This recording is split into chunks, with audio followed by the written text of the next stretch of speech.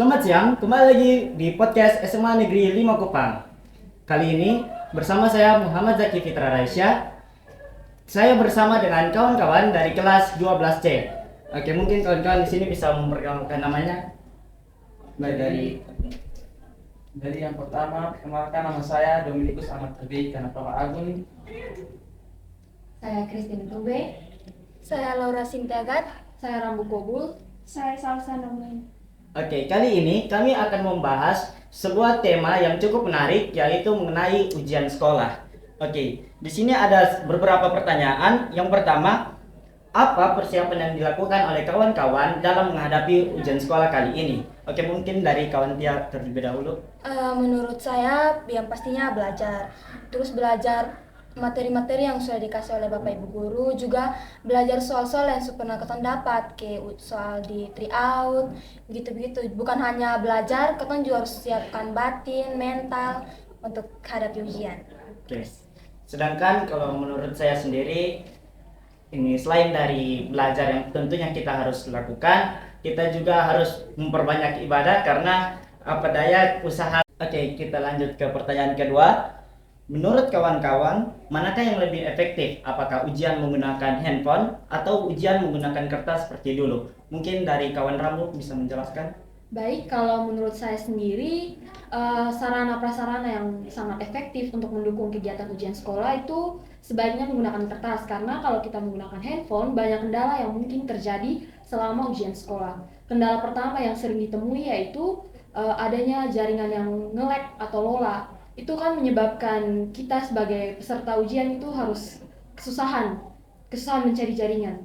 Yang kedua, itu bisa dari handphone sendiri. Itu bisa handphone juga bisa rusak tiba-tiba saat diperlukan. Mungkin sekian dari saya.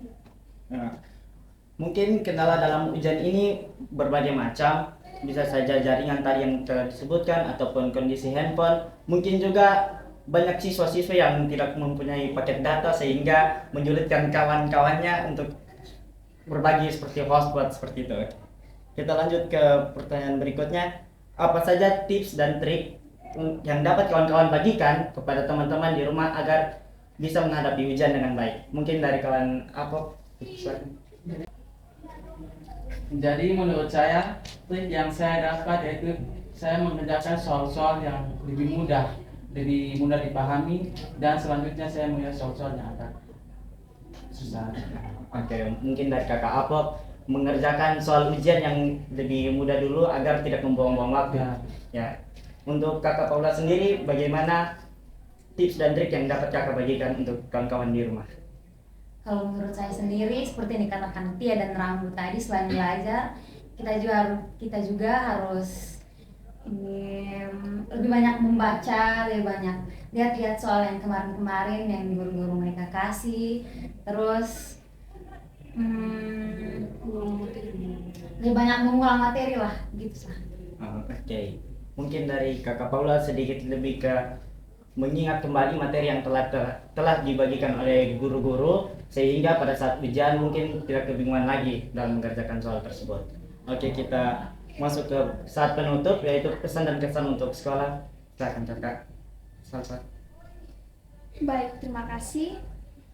Dari saya, pesan dan kesan untuk SMA Negeri 5 Kupang yaitu semoga kedepannya SMA Negeri 5 Kupang menjadi sekolah yang unggul, sekolah yang mampu menghasilkan lulusan yang baik, yang terbaik, dan terus memegang akreditasi A unggul.